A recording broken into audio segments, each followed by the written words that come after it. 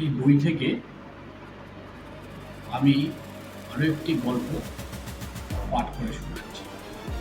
গল্পের নাম ফায়ার। ঘন কালো চামড়ার চকচকে বুট নামছে আকাশ থেকে, ধেয়ে নামছে।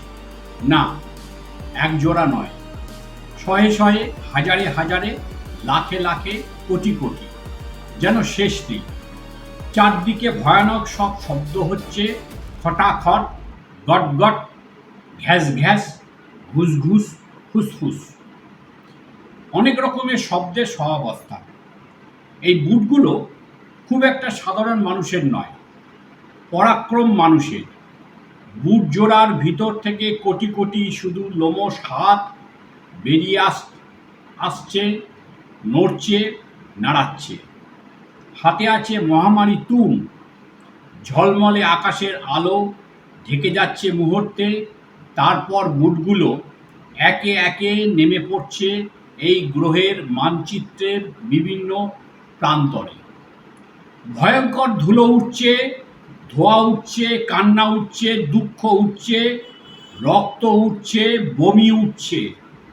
উঠতে উঠতে মরছে ধরা গাছের পাতায় পাতায়, টুপ টাপ পড়তে পড়তে শুকনো ধূসর ছবি আঁকছে।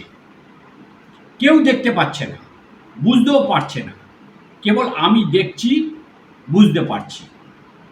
বিছনায় শুয়ে আছি, দেখছি, ঘরের বাইরে বেরিয়ে দেখছি।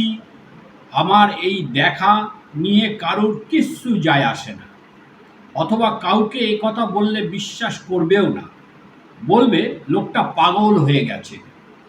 সবশেষে খিস্তি দিয়ে বলবে একেবারে বদ্ধ উন্মাদ লোকটা। হ্যাঁ, ওই লোকটা, রাস্তার ধারে বসে থাকা ওই পাগলটার মতো। রোজ দেখি যেতে আসতে কত সহস্র পোকামাকড় বাসা বেঁধে তাকে একটু একটু করে খাচ্ছে, টেরও পাচ্ছে না।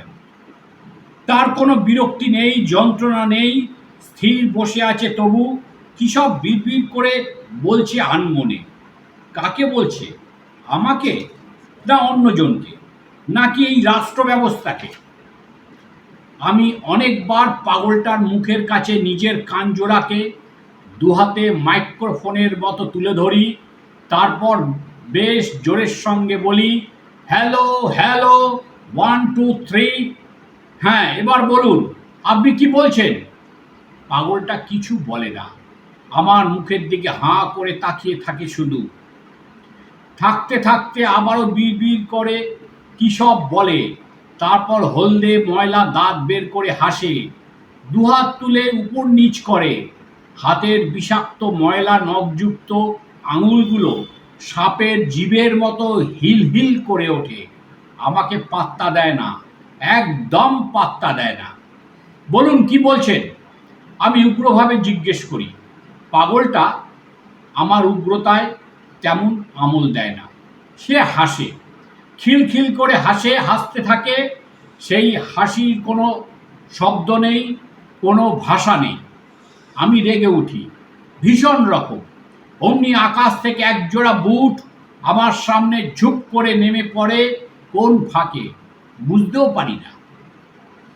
শুধু একজোড়া নয়, অনেক অনেক। বুটের শব্দের আঘাতে মেদিনী থরথর করে কাঁপে, ভয়ঙ্করভাবে কাঁপতে থাকে। চারদিক ধুলোয় ধুলোয় ঢেকে যায়, কেবলই আর্ত চিৎকার। পাগলটাকে আর দেখতে পাই না, মনে হয় সে যেন উড়ে গেছে কোথাও, কোনো গহীন অন্ধকারে। আশপাশের চেনা পরিচিত ছবির কিছুই নজরে পড়ে না।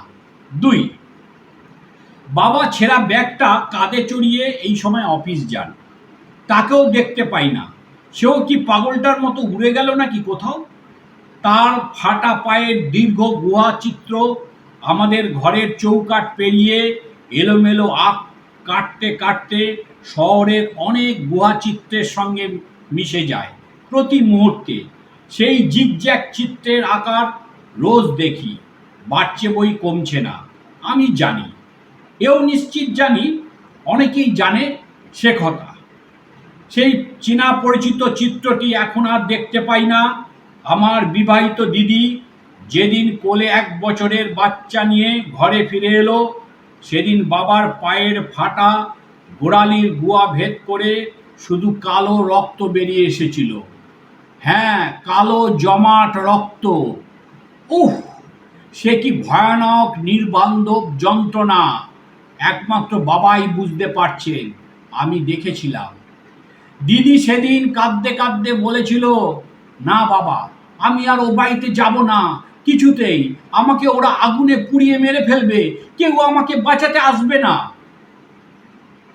দিদির এই কথা শুনে বাবা একটু একটু করে ভাঙছেন, ভেঙে পড়ছেন সবার চোখের সামনে। আমি স্পষ্ট দেখতে পাচ্ছি বাবার দীর্ঘ পোড় খাওয়া পায়ের পাতা জোড়া বুঝি শরীর থেকে মুহূর্তে আলাদা হয়ে গেল। বাবা ওই পাগলটার মতো স্থির দাঁড়িয়ে রইলেন কিছুক্ষণ, যাকে বলে ঠায় দাঁড়িয়ে থাকা। কেবল পায়ের পাতা জোড়া বিপুল রাগে গজগজ করতে করতে ধাই ধাই করে ছুটে চলল সামনের দিকে। জানি বাবা কিছু করতে পারবে না, কিছু বলতে পারবে না, তবুও পায়ের পাতা জোড়া অনেকের সঙ্গে ছুটবে, রাগে গজগজ করতে করতে বিপুল বেগে ছুটবে, কিছু দূর যাবে, তারপর হোঁচট খাবে, হুমড়ি খেয়ে মুখ থুবড়ে পড়বে এই মহান রাস্তায়।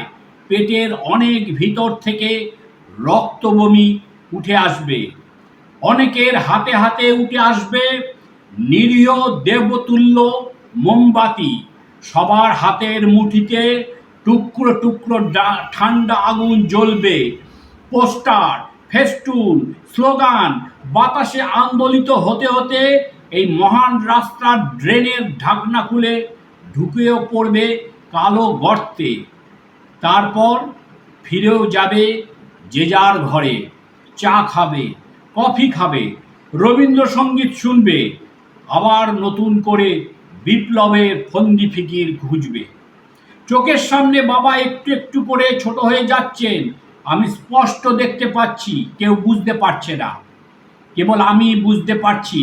মাও সেদিন খুব কেঁদেছিলেন, মেয়েকে বুকের ভিতর সপাটে জাপটে ধরেছিলেন, খুব আদর করেছিলেন। চুমায় চুমায় ভরে উঠেছিল দিদির মুখ। আর দিদিও যেন আবার নতুন করে মায়ের গর্ভে নিশ্চিত আশ্রয় পেতে একটু একটু করে ছোট হতে হতে ঢুকে যাচ্ছিল। মায়ের শীতল বুকে প্লাবন, চোখে প্লাবনের ঢেউ, সেই ঢেউ দুগালে নেমে এসেছিল। মা বলেছিলেন, দেখ চাঁদ জ্যোৎস্না মেয়ে, বাপের পায়ের দিকে তাকিয়ে দেখ, কি ভয়ানক নীল নীল যন্ত্রণা গড়িয়ে পড়ছে, তবুও তোর বাবা হাঁটছে যেন সে হাজার হাজার বছর ধরে এমনিভাবে হেঁটে চলেছেন। তার যেন ক্লান্তি নেই, নেই শান্তি। মা, মা গো, তুমি কি বলছো গো? হ্যাঁ রে দিদি, মা ঠিক বলছে। বলতে বলতে আমার গলার স্বর ছোট হয়ে আসে। তারপর ওই পাগলটার মতো বিড়বিড় করি কেবল, এতদিন মা দেখতে পেয়েও কিছু বলেনি, কিন্তু আমি জানি আমারও পায়ের চারপাশে ছড়িয়ে পড়ছে তেমন গর্ত, গভীর গর্ত, একটু একটু করে আকারে বড় হচ্ছে। সেই গর্তের ভিতর থেকে বেরিয়ে আসছে অসংখ্য কোলাহল, অসংখ্য চিৎকার, পৃথিবীর ভয়ঙ্কর কাঁপন। কাঁপন বাড়ছে মাগো, কি ভীষণ তার উচ্চারণ। আকাশ থেকে নেমে আসা কালো চামড়ার বুটের দাপাদাপি বাড়ছে চারপাশে, ঝাপসা সব কিছু। বুকের দাপটে বাবার চোখ অন্ধ হয়ে যাচ্ছে। মায়ের আর্ত কান্নার মধ্যে দিদির যোনির ভেতর ঢুকে পড়ছে অসংখ্য বন্দুকের নল, এই সম্ভ্রান্ত শহরের আদরের ব্যঞ্জনা। Fire again fire! শুধু কালো ধোঁয়ার ভিতরে চষে বেড়াচ্ছে কোটি বুটের আস্ফালন।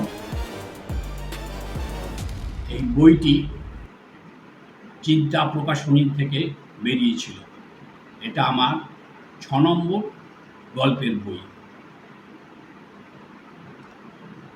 যাই হোক, আমার এই ছোট্ট চ্যানেলটা, আপনারা যদি আমার গল্প ভালোবাসেন তাহলে এই চ্যানেলটা